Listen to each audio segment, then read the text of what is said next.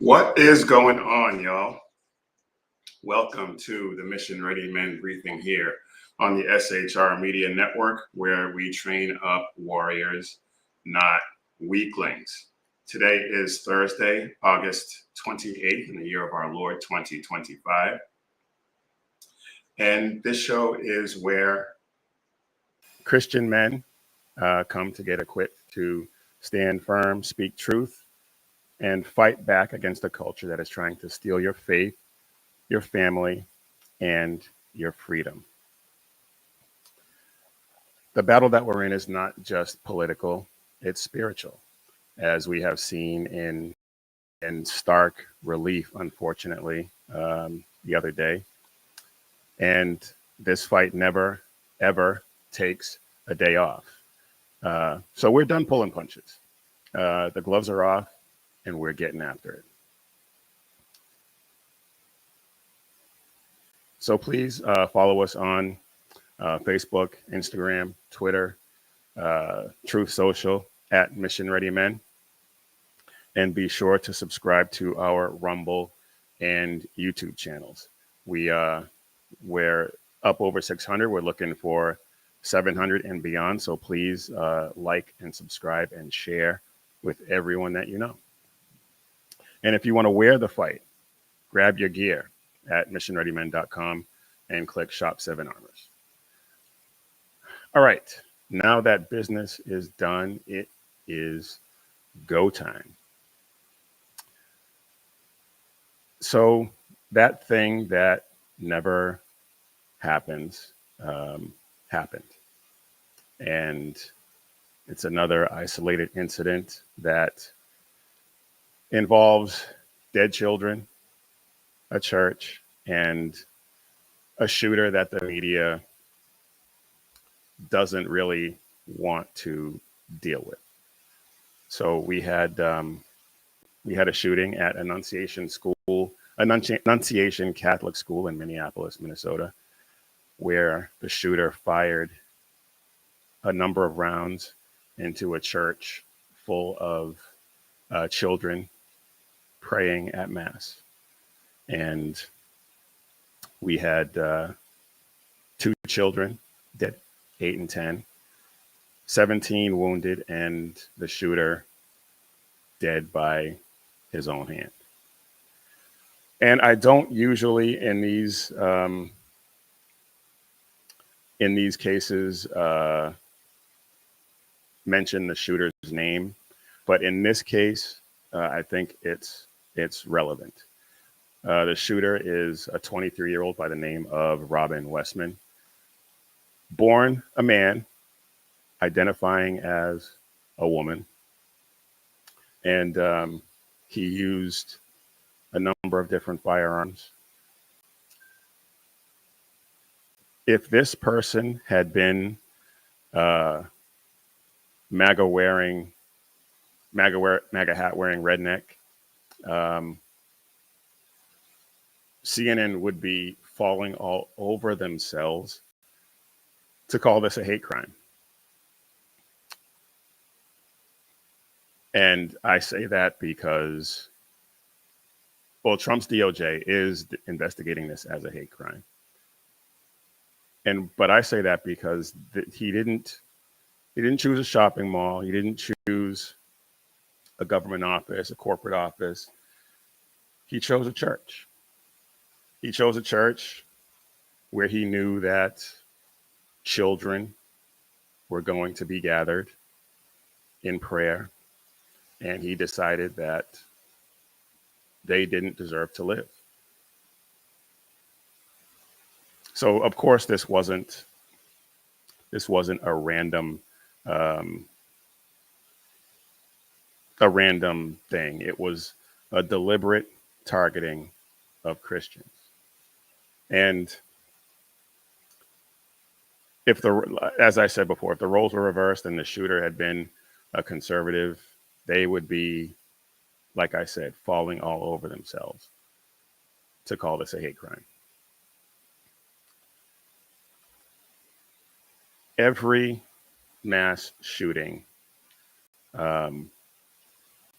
follows the same the same script, the same narrative. The left tweets out that their hearts go out to the victims, and then they immediately, and in some cases don't even do that, but immediately will jump on the gun control narrative, demanding that law-abiding citizens give up their guns. And it's like, okay, if I give up my guns,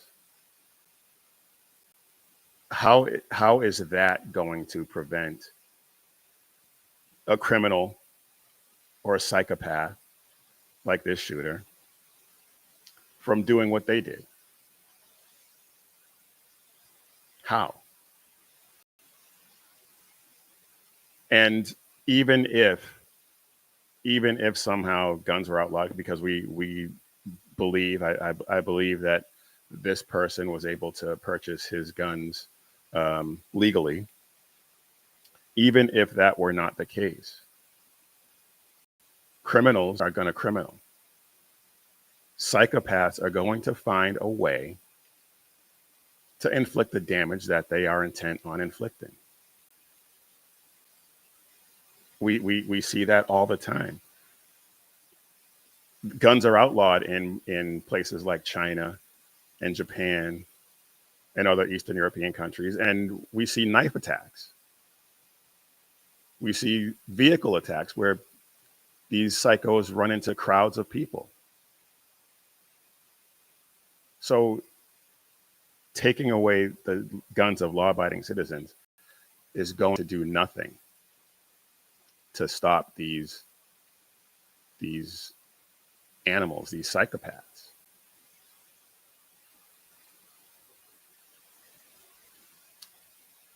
But not only are they trying to, do they use this opportunity to jump on the gun control bandwagon, but they mock and deride Christians or anyone who offers thoughts and prayers for the victims, because according to them, thoughts and prayers don't do anything and they want real action. Well, here's the thing. In these blue cities, in these blue jurisdictions where you have Democrats in control of the legislature, Democrats in control of the mayor's office, Democrats running the entire city, why haven't they taken any real action? Or have they, and it doesn't work?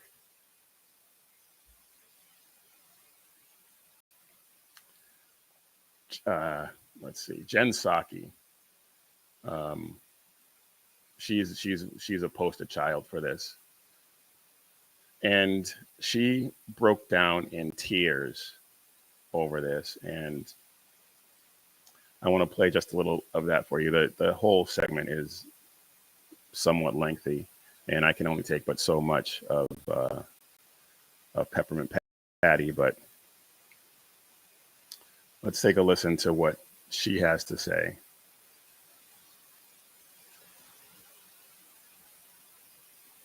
Maybe, if things cooperate this time. We've technology still hates me, apparently. On the playground, and they should be waiting to hear an update when they get home, and that is not what these parents at the school experience today. Sorry, this is a tough one. Having your child killed while they are sitting in a pew for a morning prayer service is not what any parent should have to worry about. And I have felt a mixture of anger, and a lot of anger and emotional exhaustion about this today, as I'm sure many of you have, because we have been here so many times. And yet again, like clockwork, half the politicians in our country have little more to offer than thoughts and prayers. That is all they are offering. Join all of us in praying for the victims, was Vice President J.D. Vance's response today. That's what he said. That's it. Please join me in praying for everyone involved, Trump wrote. We have seen this play out over and over again. What's wrong with that? Really, what is wrong with that? These people just, I, these people really just nauseate me. They really do. And let me, I want to go back to, the hate crime aspect of this, because I think that's something that we need to really uh, take a look at. This guy is or was, I should say, a a man who identified as a woman. So right there, we know that he's mentally unstable, and he had a number of weapons. He had a pistol, a rifle, and a shotgun. And just take a look at this, because this is telling.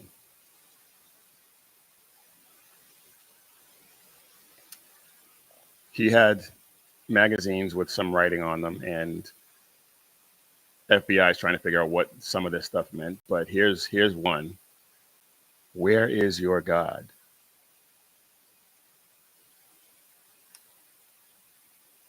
And there was another one where he had, I'm not gonna bother to pull it up at this point, but he had a target, and at the head of the target was a picture of Jesus Christ. This person was sick. This person was sick, and this person hated God and hated anyone who worshiped God, and he decided to take that out on those children.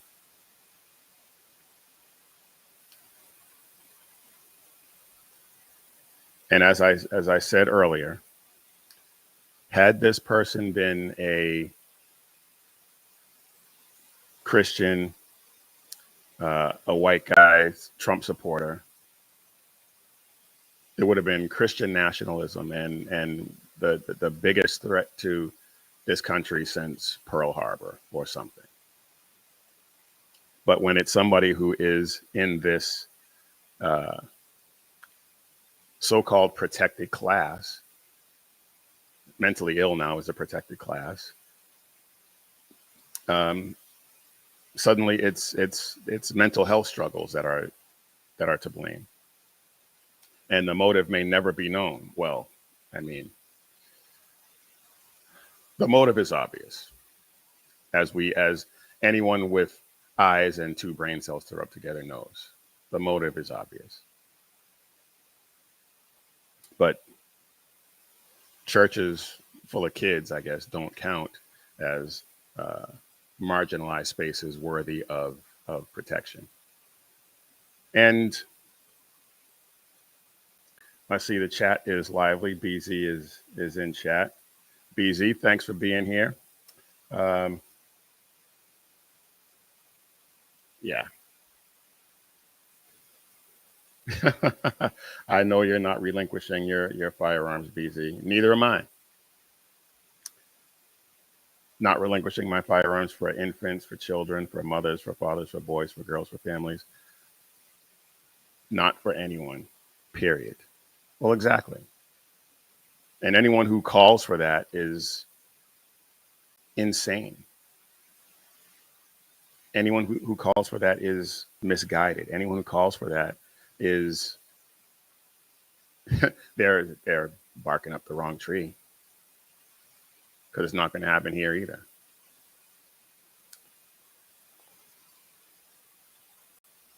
Now, are leftists condemning the shooter? Yeah, but they're offering some weak condemnation, and they're pivoting away from the uncomfortable facts of the matter. They don't want to mention church. They don't want to mention Catholic. They don't want to mention the fact that he was a mentally deranged person who thought he was a woman when he was really a man. They want to bury that narrative as deep as they possibly can, as quickly as they possibly can. And then, of course, focus on gun control, ignore the trans ideology, downplay the fact that it took place at a church. But if this person had even liked one pro-Trump post or retweeted one Trump tweet, they'd be calling for congressional hearings. And you may think that sounds like hyperbole, but it's not. They would be.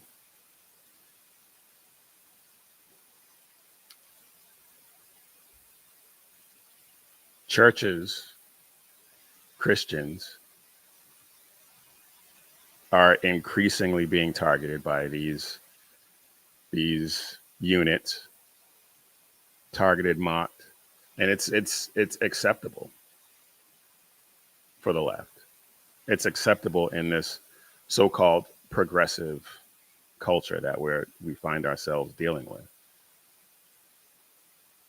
And Christianity, for these people, is considered the enemy of said progress. And then we have kids in pews as collateral damage for that nonsense. And it's not just, I mean, as I said, it's not an isolated incident. We have the Denver school shooter, Devin Erickson, identifies as trans. Let's see if I can pull this up.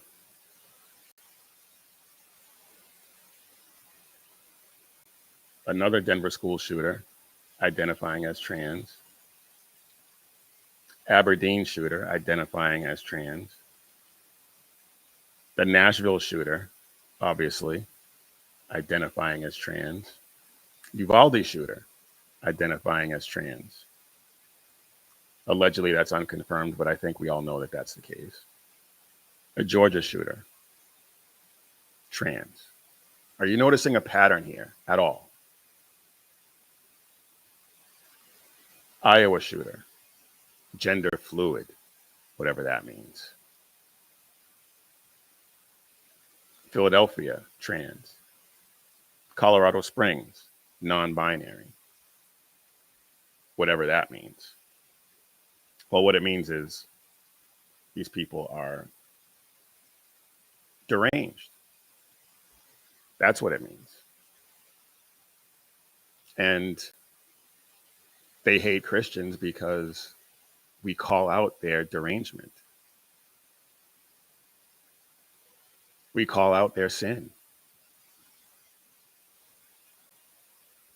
And the left loves to demonize Christians in all other aspects of life. So when you demonize people, you can't be surprised when something like this happens. They demonized Trump, call him a Nazi, and then they tried to kill him 2 or 3 times. You can't be surprised when you tell somebody enough times that this group, this person is a threat to you. It's only going to take one deranged individual to take that, run with it, and try to do that person harm or do those people harm.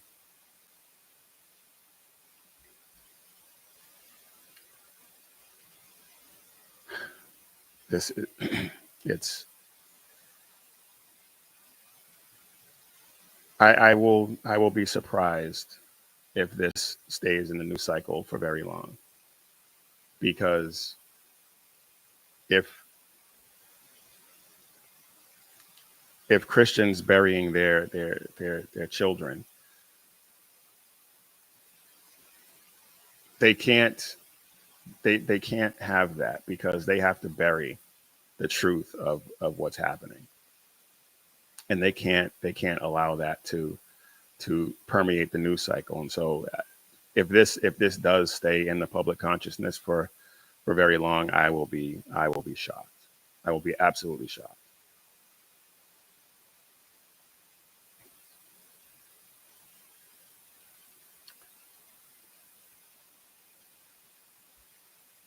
BZ says the Chat GPT refuses to address the tranny issue and refuses to list crimes attributable to trannies.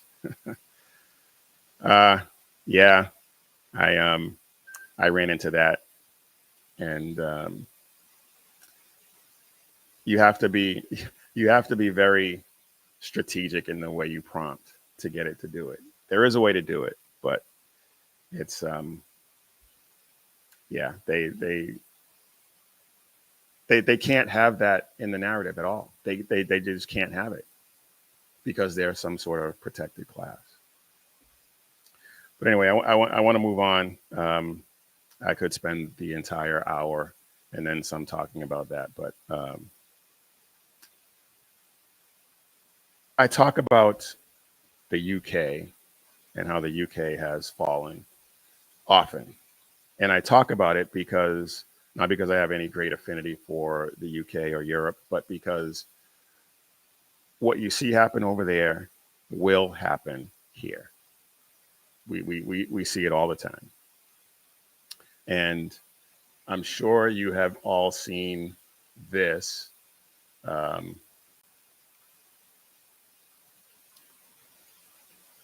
did it go? Well, yeah, I'm sure you've all seen this this viral clip, and well, let me just show it to you, and then we'll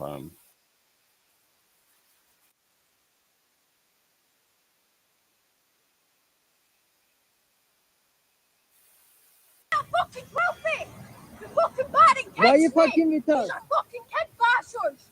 Show the knife. Show the knife. Get Show the the knife. fuck away from her! Show the knife. Show the knife. Don't touch her! That's Don't it. see That's her it. Show the knife. Don't touch my little sister! Show the knife. That's it. Don't fucking touch my little sister! She had fucking 12! Wait until I fucking catch you! She has fucking 12 and you just battered me, mate! Wait until I fucking catch me! Yeah. Show the knife. Maracha. Don't touch her! You're to me! Don't touch her! No, you don't dare! now this girl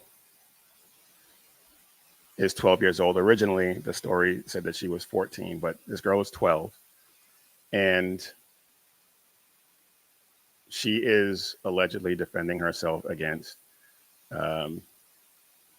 illegal immigrants who are harassing her.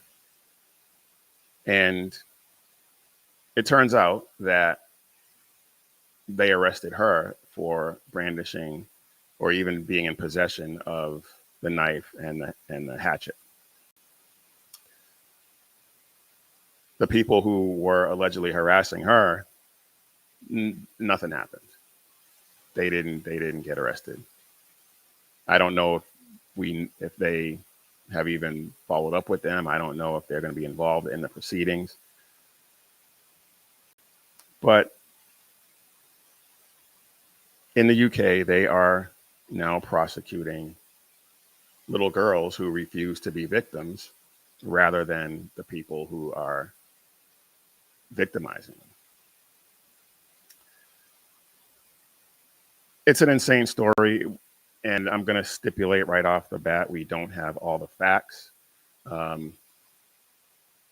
It's not looking good for the UK and the authorities over there, to be honest. But this girl, 12 years old, with her sister, who I think may be the 14-year-old that they initially thought was the one with the weapons, but they arrested her and charged her with possession of offensive weapons because it's illegal in the UK to have edged weapons. Self-defense as BZ says right here, is illegal in the UK, particularly when the assaulters or violence stems from stems from muzzies. Muzzies are a priority over in the over actual UK citizens, and yes, that has been the prevailing attitude over there, and it's something that we've talked about here on this show a number of times. The police are saying that there's no evidence that she was being harassed by immigrants. CCTV shows that the people involved were a couple. That doesn't mean they weren't predators, as we all know. And there are, and I don't have any of them available, but there have been a number of memes going around calling her young Queen of Scots and giving her a Braveheart theme, which I think is fantastic. But the authorities in the UK, they have lost. I refuse to give them the benefit of the doubt at this point. Just because they say there's no evidence doesn't mean for 1 second that I believe that that's true. They're going to have to prove to me, and probably to a lot of other people, that, and I know it's hard to prove a counterfactual, but no, I refuse to believe it. I refuse to believe that this 12-year-old girl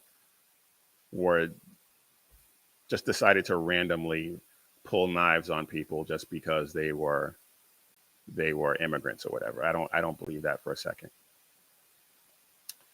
And the reason why I don't believe that, the reason why I don't give them the benefit of the doubt, is because there is extensive documented proof. And we talked about this before, I believe a year or so ago now, maybe a little longer than a year or so ago, when the story first got wide world attention. They have grooming gangs over there that they're covering up. And a story that I highlighted, and I'm gonna show you the clip again, just to refresh your memory, because this was, anyway, you know what? Let's just get into it. 2:30 in the morning, the next morning, a woman on the other side of Rotherham had picked up the phone and dialed 999 because she'd heard a young girl screaming in the house next door. Police had gone round to the house. They found this 13-year-old girl with another young girl. She was almost completely naked. She was blind drunk, and she was with 7 adult Pakistani men. She was drunk and leery. And South Yorkshire Police arrested the 13-year-old girl for being drunk and disorderly. They took her back to the station, put her in the cells, eventually charged her, and she was convicted. They didn't even question the men as to why they were in a house. 2:30 in the morning, the next morning, a woman on the other... Unbelievable.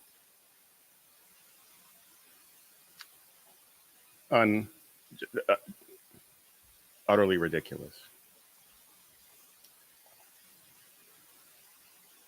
13 years old, drunk, in the company of 7 Pakistani men, and they arrest her for being drunk and disorderly. I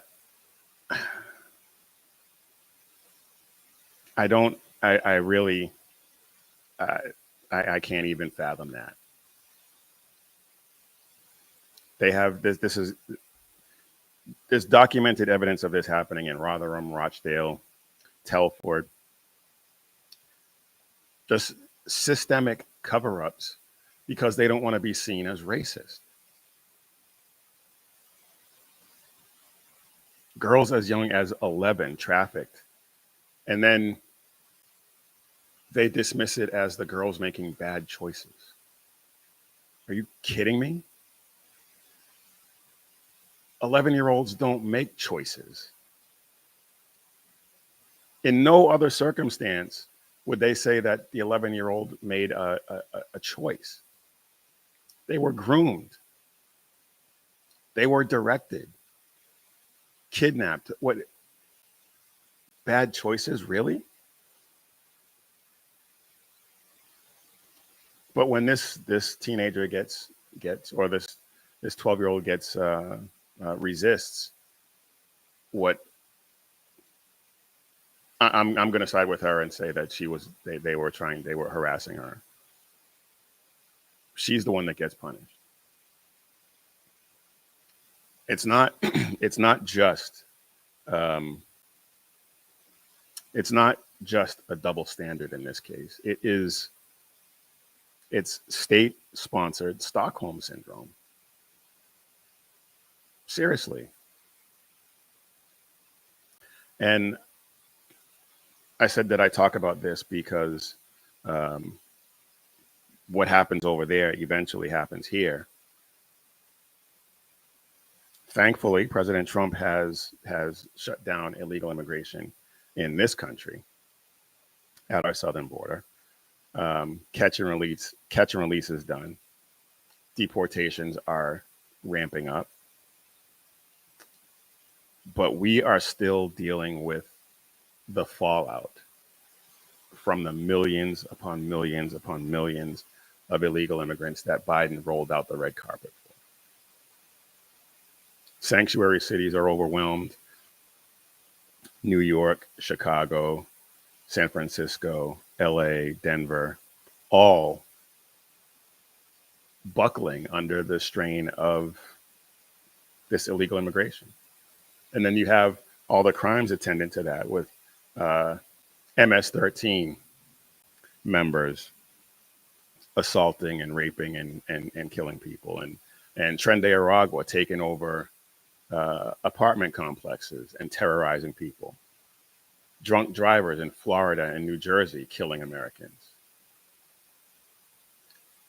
Big rig drivers making illegal U-turns and killing American families.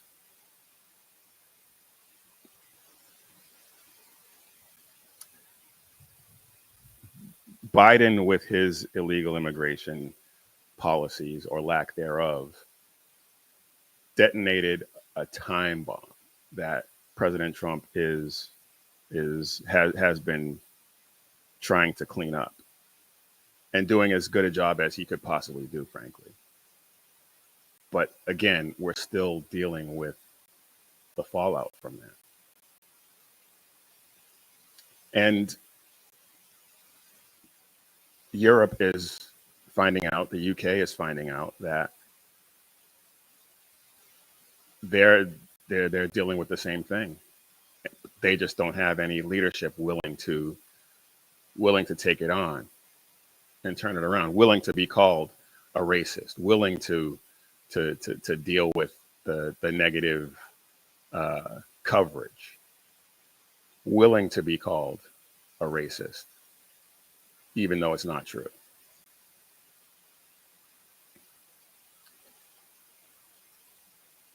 They have grooming gangs over there, and over here we have all ages drag shows where drag queens read porn to kids, where in some of these shows they actually engage in sex acts on stage with kids in the audience. I've played numerous videos where some of these lunatics are actually verbally sexually assaulting kids in the audience. Just insane. And so they're doing all this. They're predators hiding behind the idea of inclusion, I guess. And the same class of elites that ignored and covered up the grooming gangs over there celebrate sexual confusion and perversion with our minors here. And they call it they call it progress. I call it grooming.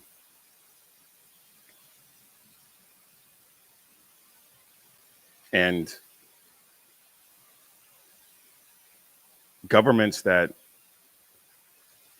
don't have the people's best interests at heart fear when citizens take matters into their own hands. And they can't have that because they have to have them dependent on them. And if you get assaulted, if you get raped, if you get beaten, if you get murdered, sorry about your bad luck is their attitude. As somebody once told me, and I've told this story before, if it's your time, and you can't fight it. That's their attitude. And right on through here, I refuse to be a victim. And I know you do too. They enable lawlessness and then crack down and punish citizens who fight back. And they over in Europe, in the UK, they say it's the grooming gangs are just cultural differences, and they have to get used to it, I guess. What? That is utterly insane and suicidal. You're putting your country on a path to destruction.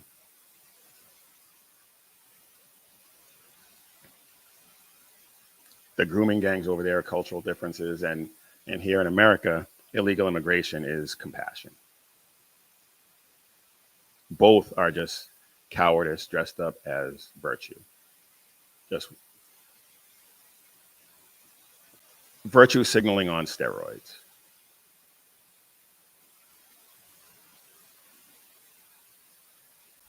If you're a teenage girl in Scotland, the law is not going to protect you. They'll prosecute you for fighting back. And in Rotherham and other places in the UK, they'll protect the rapist over the victim.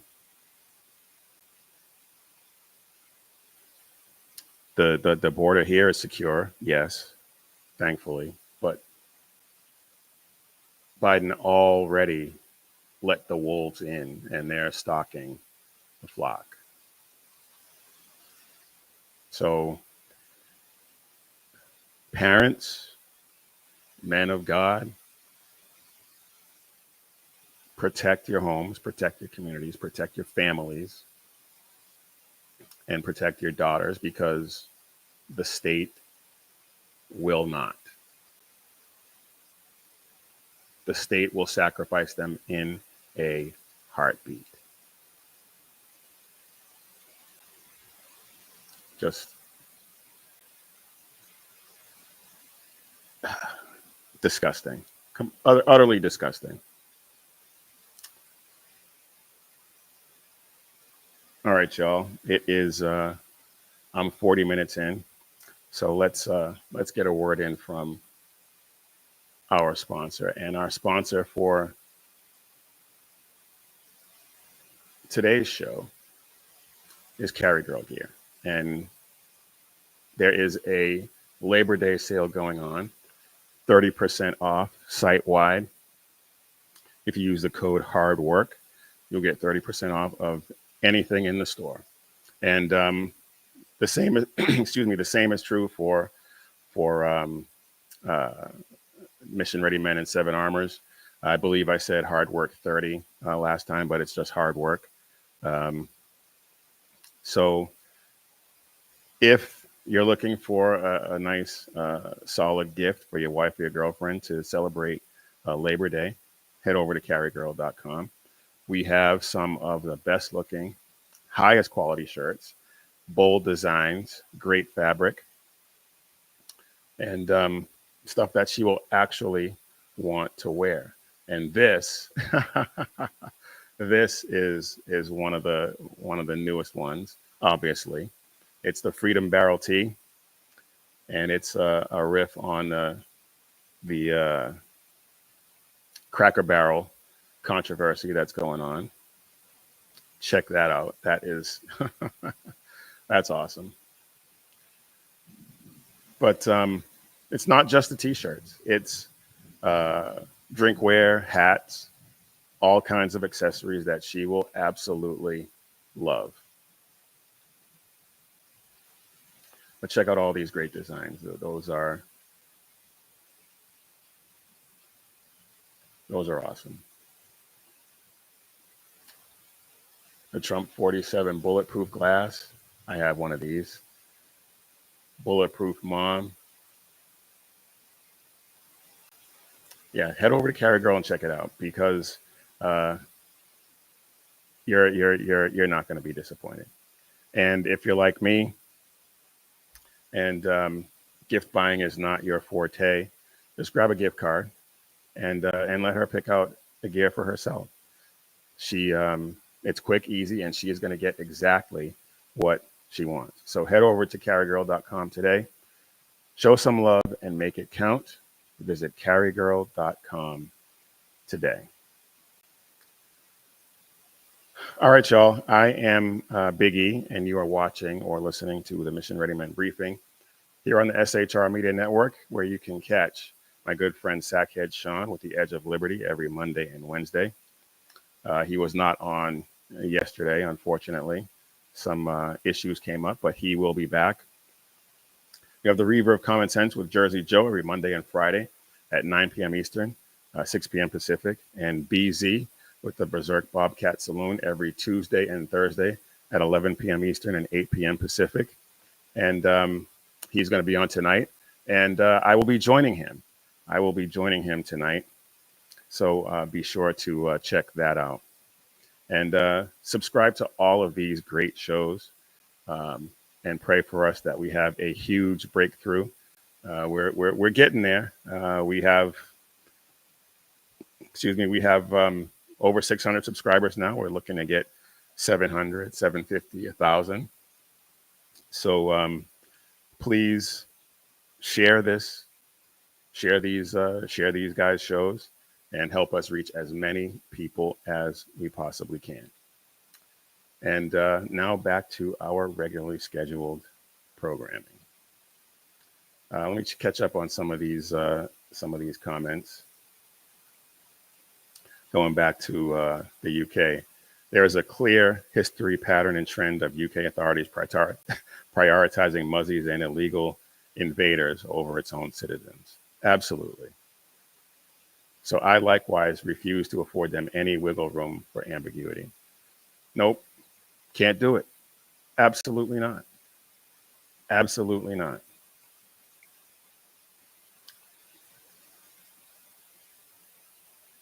Yep, that's BZ, letting everybody know that I will be on with him tonight. All right. I want to address something that, and this is in light of the shooting in Minnesota, and something that always comes up when things like this happen, and not just shooting, but in people's lives in general. Tragedies happen, and evil is not theoretical, it's personal. And so you hear a lot in situations like this, or after situations like this, if God is good, how can he allow something like this? And for a lot of people, a lot of Christians, it's a tough question. But I'm going to attempt to get at it.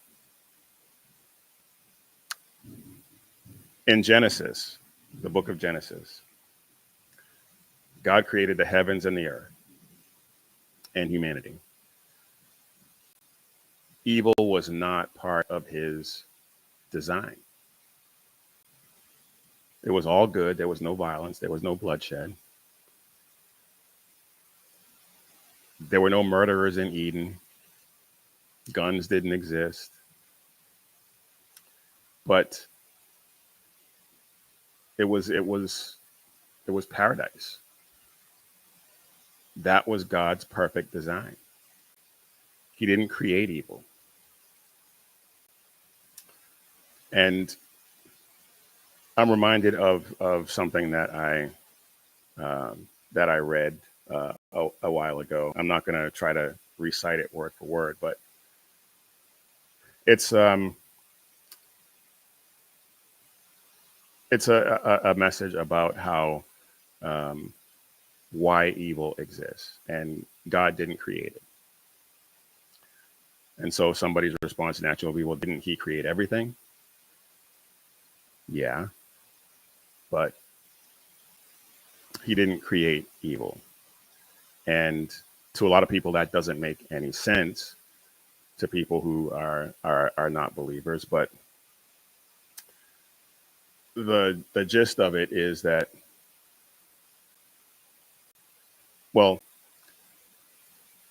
cold exists, right? Well, actually, it doesn't. Cold is the absence of heat.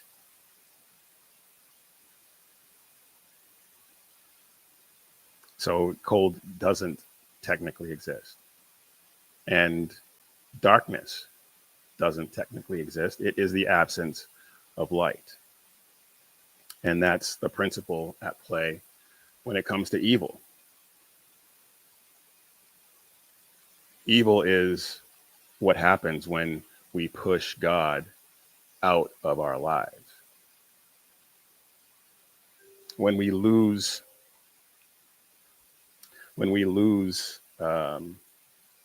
love, when we lose faith, when we push God away, and that was something that I did.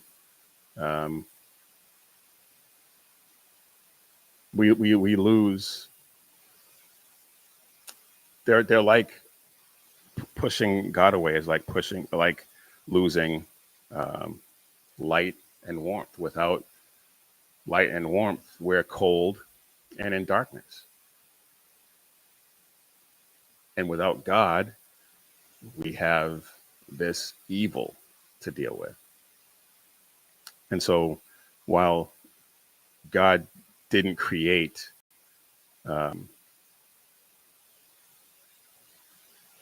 God created everything, but he didn't create evil. Evil is what happens when he is not involved.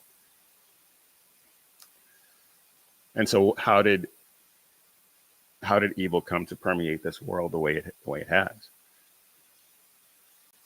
In Genesis 3, the serpent tempted Eve and she rebelled.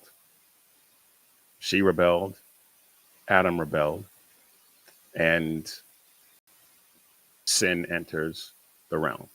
And I just read Genesis 3 last night, and there is so much in there.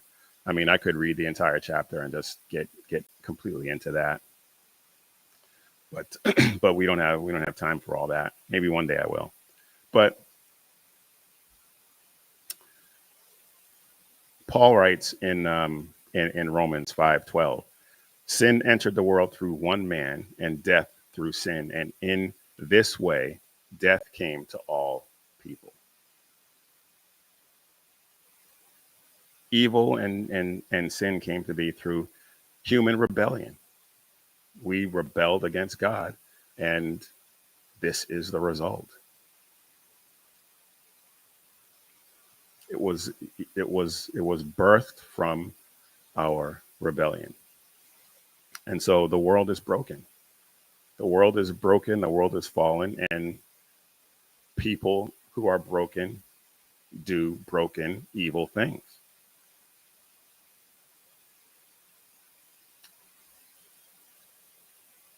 Every headline of violence is Genesis 3 on loop. So the question isn't why does God allow evil? The question is why do human beings keep choosing it? We have free will. Exactly, BZ. God gave us free will. Because without free will, we're robots. We're not made in the imago Dei, the image of God. We're just automatons if we don't have free will. The existence of evil doesn't prove that God doesn't exist. It proves how desperately we need him. And God gave us a way out. John 16:33, in this world you will have trouble, but take heart. I have overcome the world. That doesn't mean that we will not experience pain, loss, death. But he came to conquer all of that himself. And it has an expiration date. Revelation 21 promises a day when he will wipe every tear from their eyes.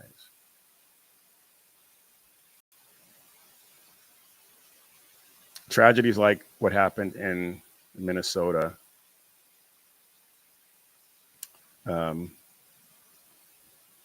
test faith. It tests faith. And what we can't do is allow those things to destroy it. Believing in God, offering our thoughts and prayers isn't denial. It's defiance against evil.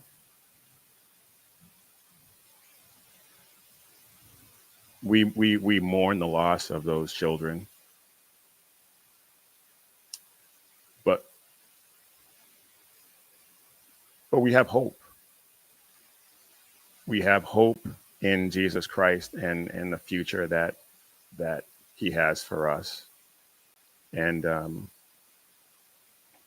And we just have to take heart in that. Evil has, as I said, an expiration date. It has a shelf life. God's grace and mercy doesn't.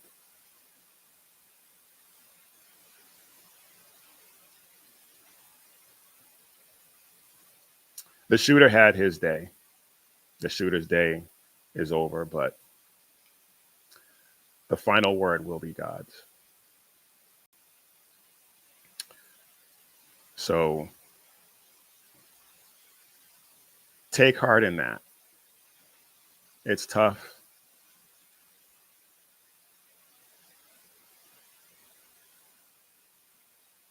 It's tough, but it's what we believe in, and I firmly believe that. I firmly believe that. All right, y'all. I still got a lot to talk about. Still got a lot going on. And I want to pivot, kind of a pivot, because we're still going to be talking about crime. This has been a heavy show, hasn't it? And I'm going to try and end with something a little lighter, hopefully. But I want to talk about the crime in D.C. President Trump took control of the Metropolitan Police Department in D.C. And since he did, crime is down precipitously. Murders, robberies, carjackings are all falling very, very fast. And the left's problem is not that is not crime, but that President Trump is the one who has taken charge and is cleaning it up. That's their issue. Because apparently safer streets are bad if the wrong guy delivers it. Just utterly ridiculous. And I got a couple of videos I want to show you on that. But there's been a 50% decrease in violent crime in DC since President Trump took over. Homicides are down, robberies are down 30%, property crimes are down. And this undercuts the left's narrative that we need more programs. We need more affordable housing. We need midnight basketball. We need social work. No, you need to lock up the bad guys. Period. Just like with the border, when President Trump said you didn't need more legislation, you needed a better president. You don't need more programs. You need somebody who's actually willing to enforce the law, and someone who's willing to back up the police who want to enforce the law.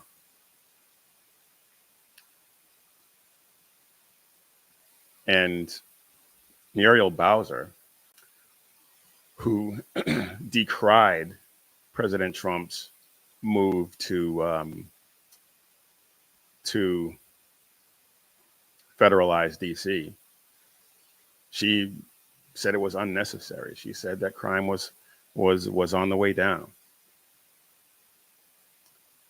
She didn't want the National Guard in DC, even though she begged for it in 2021 for Biden's inauguration, and 2022 when illegal immigrants were running rampant in DC.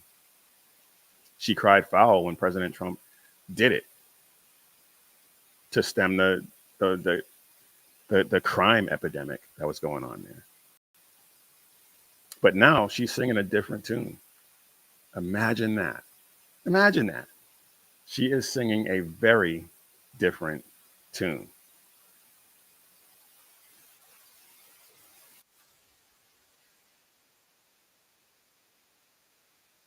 MPD has been able to do in this city. The most significant thing that we are highlighting today is the area of crime that was most troubling for us in 2023. Now, we have driven it down over the last years, but I'm going to get my glasses so I can make sure I can see it correctly. But for carjackings, the difference between this period, this 20-day period of this federal surge and last year represents a 87% reduction. 87%. 87%. That is a success. In carjackings in Washington, D.C. We know that when carjackings go down, when the use of gun goes down, when homicide or robbery go down, neighborhoods feel safer and are safer. So this surge has been important to us for that reason.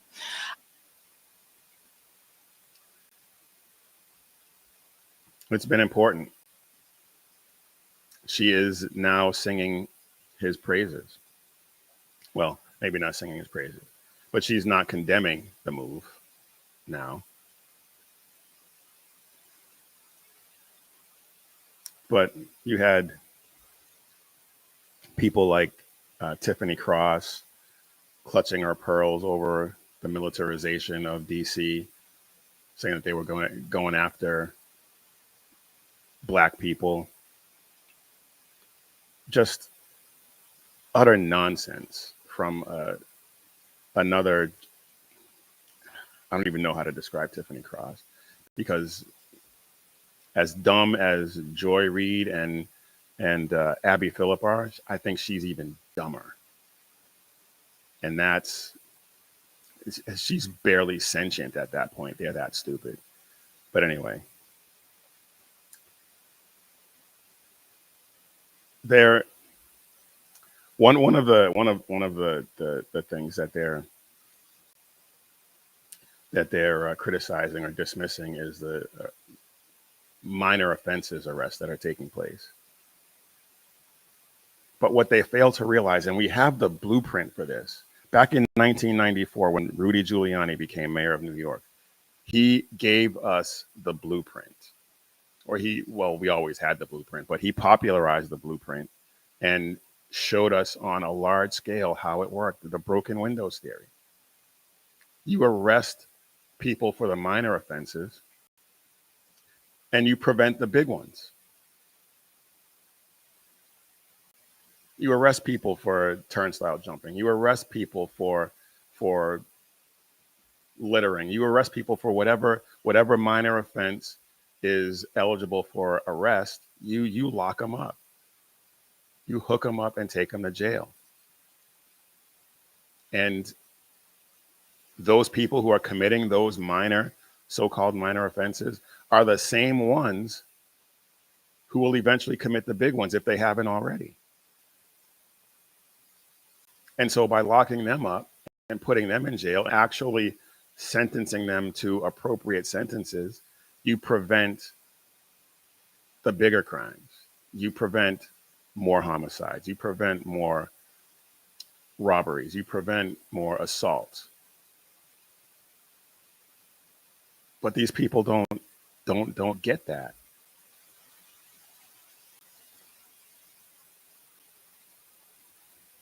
Broken windows theory, which later turned into community policing. Yeah, I remember being trained in that community policing nonsense. But it's not just DC. Mayor Brandon Johnson, the woke, another mental midget, running Chicago. He was asked point blank by another leftist, no less, Joe Scarborough, if more police would help stem the flow of crime. And he had some Gregory Hines level tap dancing going on, trying to not answer this question. And it just proves that he is, just take a look at this. I'm curious, would you also like to get federal funding to help put 5,000 more cops on the street in Chicago? Would that help drive down crime? Well, look, policing by itself is not the full strategy. No, I understand that. You've talked about the other things you want, and I said those. Joe Scarborough is actually committing some journalism right now and trying to get to the heart of the matter. And well, like I said, he's tap dancing. Those are good and important programs, but I'm asking also, would 5,000 more police officers on the street in Chicago be helpful to go along with all of those social programs that a lot of cities are engaging in and having success with? Well, look, here's the best way I can put it, Joe, is that in the 90s when I was in high school, we had 3,000 more police officers and we had 900 people being murdered every single year in Chicago. It's just not policing alone. Of course, we want more detectives. I know it's not policing alone, but I know it's not policing alone. You've told me everything else you want. I'm curious, and this does come down to an ideological difference between people. Do you believe that the streets of Chicago would be safer if there were more uniformed police officers on the streets of Chicago? I believe the city of Chicago and cities across America would be safer if we actually had, affordable housing. Look, okay, I'm not saying that that's not the question I asked. Affordable housing, because nothing stops a carjacker faster than a Section 8 voucher or something. Really? The next time a gangbanger pulls a gun on somebody, I'm sure, I am absolutely positive they will say, hang on. The mayor's got a housing program for us. I mean, come on. My question is, and I just need to answer, do you believe streets of Chicago would be safer if you got all of those other extraordinary programs put back into place, which do have a history of being successful? He's stipulating for the record, yes, all of those other things that you enumerated, will give that to you. In addition, will more cops work? Successful. If that's complemented by having 5,000 more cops on the streets of Chicago. I don't believe that we roll it down to just police officers, Joe, is what I'm saying. That is an antiquated approach. I'm saying we've invested in detectives. Mr. Mayor, hearing what I'm saying, I'm agreeing with you that all of these other social programs are extraordinarily important. I just need a yes or a no, and then this will be the last time I ask.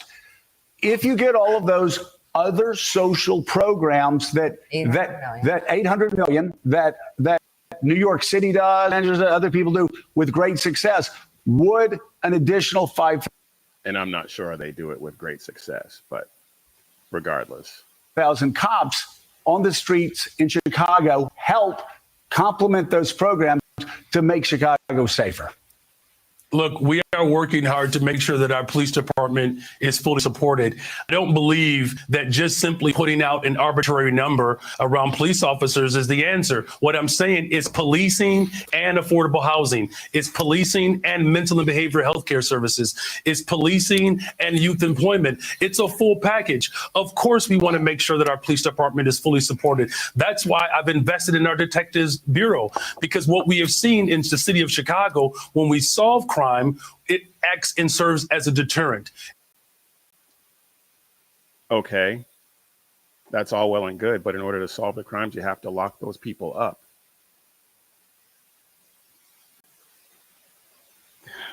This guy, that was a clown level performance, and he is a clown. He is a clown, but he can't even bring himself to admit that more cops would be a benefit to his city without breaking into a cold sweat and hives. It's insane. I can't wrap my mind around that level of stupid. I really can't. And so going back to DC and Muriel Bowser, her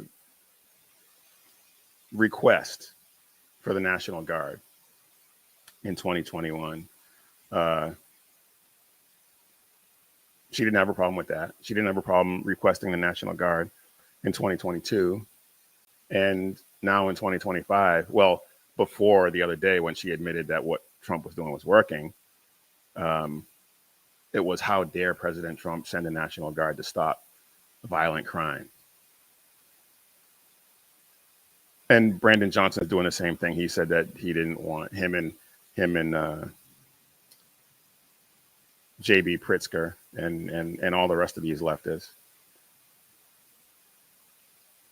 They can't give him a win at all. They just can't bring themselves to do it, because it's not about the principle of public safety. It's not about keeping their citizens safe. It's about who's the one doing it. And as long as it's orange man bad, then their citizens just have to deal with the repercussions. And they really couldn't care less. They really couldn't.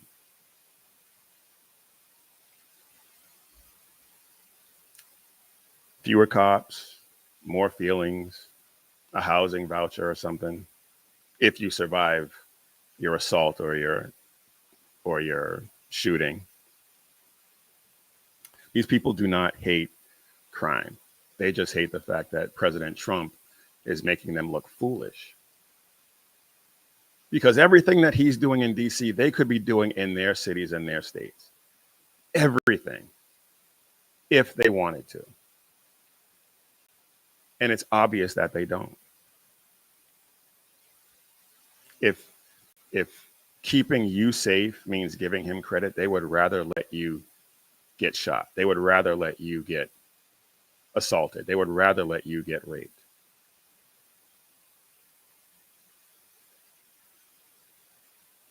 I say this all the time. They hate you. They hate you. They hate you and couldn't care less about you. If you die as a result of a criminal they let out on the street, sorry. They probably wouldn't even apologize. What am I saying? They would just shrug.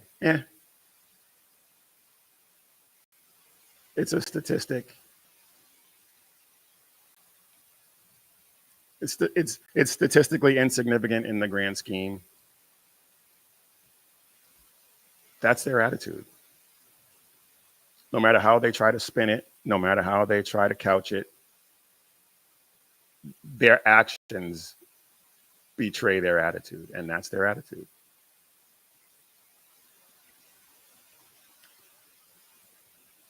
Let me catch up on some of these chats.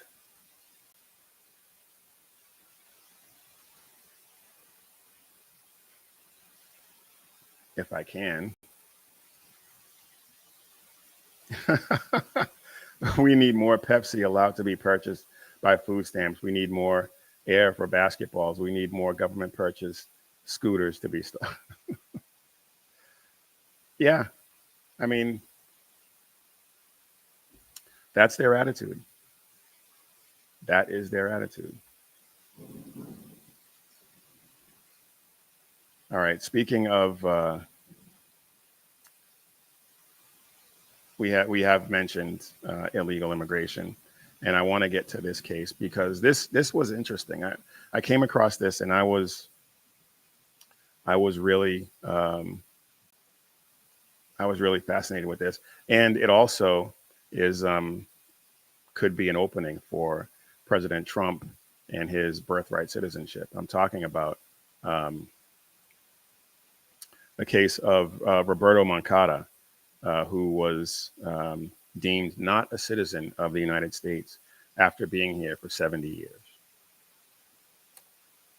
He was born in New York, swore oaths of allegiance, carried a United States passport, but according to the Ninth Circuit of all courts, they ruled that he was never a citizen.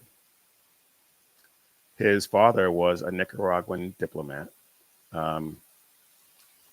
For the longest time, they thought he was a consul, which allowed him and allowed his children born here to be citizens. But it turns out he was an attaché, which gave him diplomatic immunity, which means he was not subject to the jurisdiction of the United States. And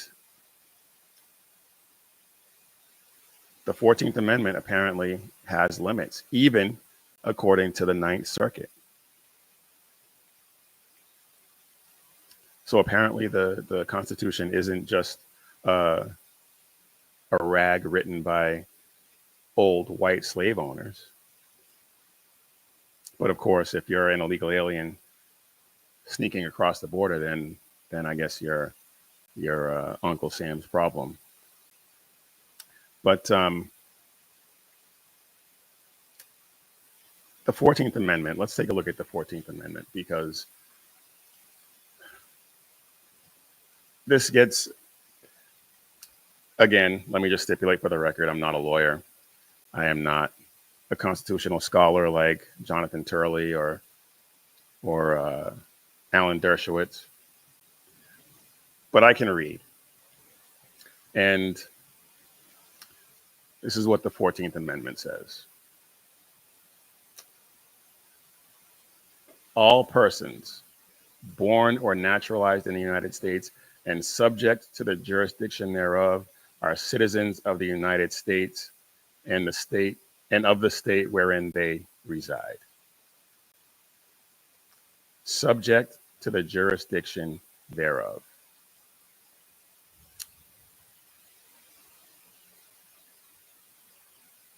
The court ruled that Roberto Moncado, despite being here all this time, was not subject to the jurisdiction of the United States.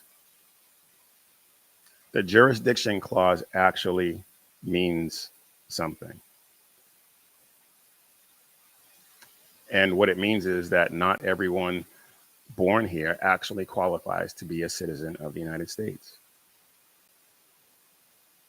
Shocking, I know, because that's not what we've been reliably told over the past forever.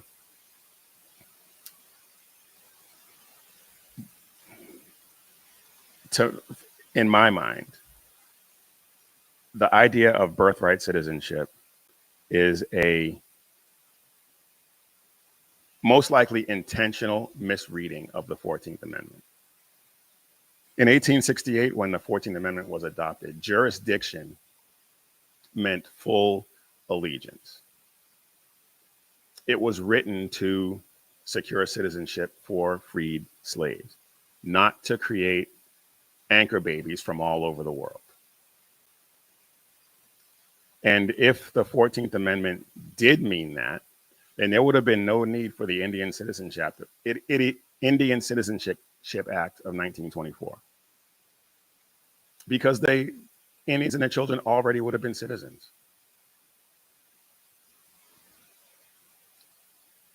Because they were born here, their parents were here. So if that was the case, the 14th Amendment would have applied, and there would have been absolutely no need to pass that legislation. But according to the left, the founders really wanted coyotes to start running maternity tours across the Rio Grande, and wanted China to start sending their pregnant women over to California so that they could have Chinese babies in the United States.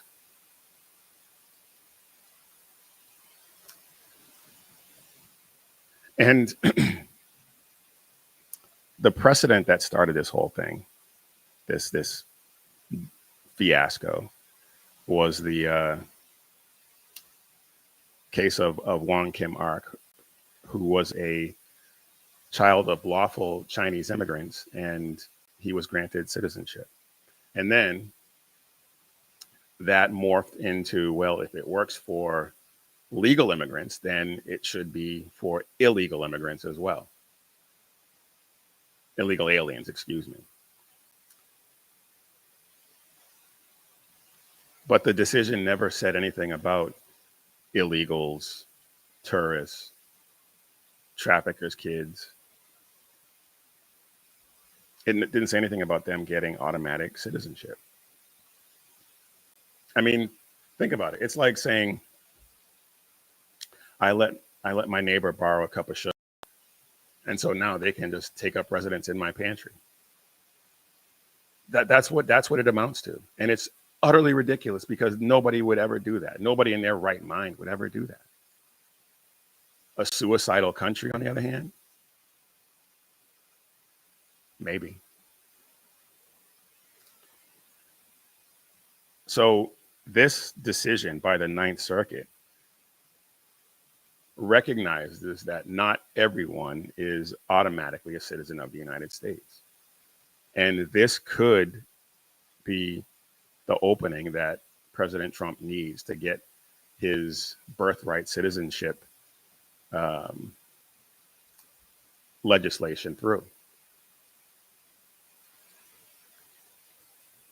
If your parents are literally breaking the law by being here, then maybe the Constitution wasn't designed to throw your baby a red, white, and blue birthday party.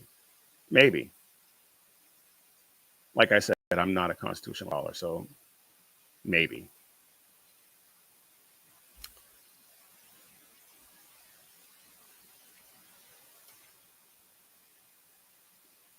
There, we have to we we have to restrict birthright citizenship. We absolutely have to.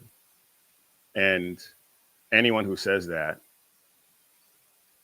automatically makes the left clutch their pearls and cry racism and say that the 14th Amendment was written for modern illegal aliens, border jumpers. It was written for them in mind. Then again, these people think that men can get pregnant. So I guess the 14th Amendment was meant to hand out passports like party favors or something. I mean, that's the level of intelligence we're dealing with these people. This ruling, and it still blows my mind that it was ruled this way on the Ninth Circuit. But it proves that the Constitution does, in fact, have guardrails. They've just been being ignored forever. Citizenship is not something you can just that you can obtain by opening up a Cracker Jack box. It was meant. The 14th Amendment was meant to attempt to heal the wounds of slavery, not subsidize the labor pains of illegal aliens. And if the Ninth Circuit can do this with respect to a diplomat's kid who's been here for his entire life, then maybe it's time that we start saying no all the way around.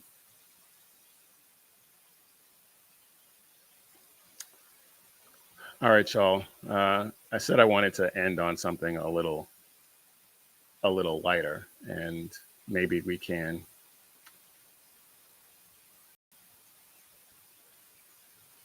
One of my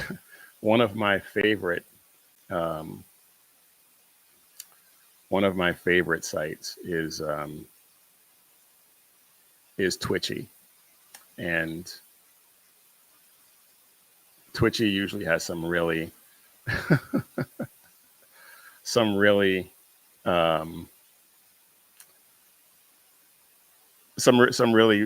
funny things, tweets that these people come up with. Right now, it's a lot having to do with the shooting. So that's not really a lighter subject to get into. But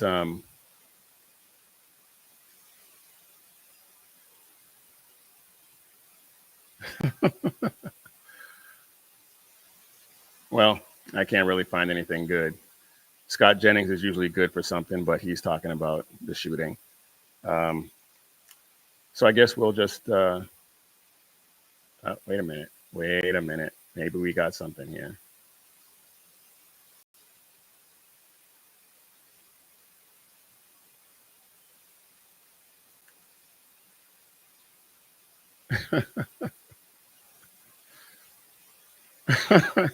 All right, yeah, let's check this one out, because this is actually pretty funny.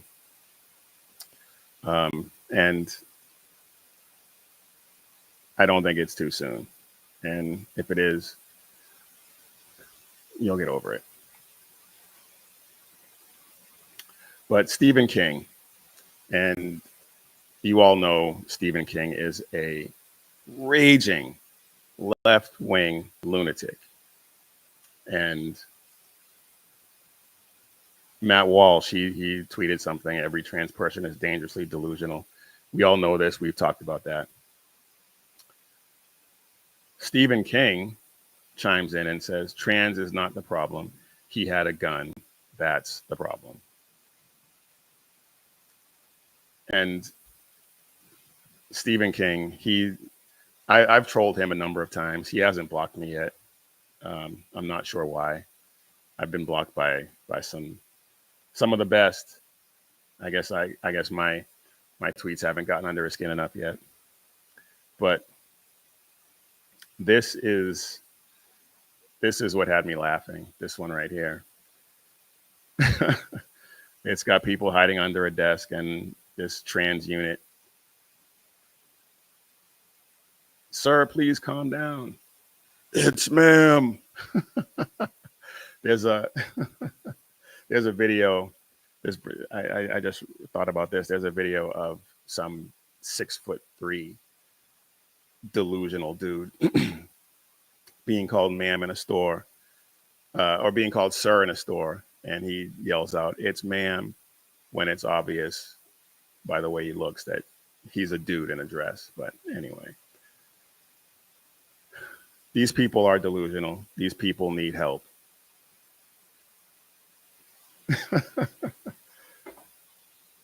Am I harsh and judgmental? I don't think so. Nah. I disagree, BZ. I'm just telling the truth. But anyway, folks, that is all I got for you this time. I will try to keep trying to make each episode better than the last one.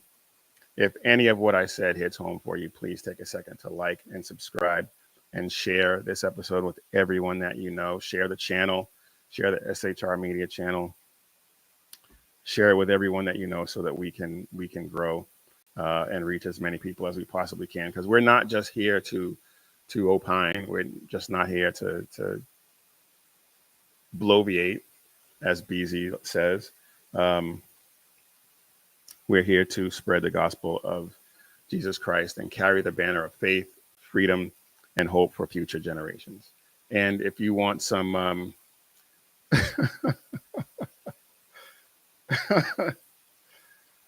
BZ says, how can you live with yourself?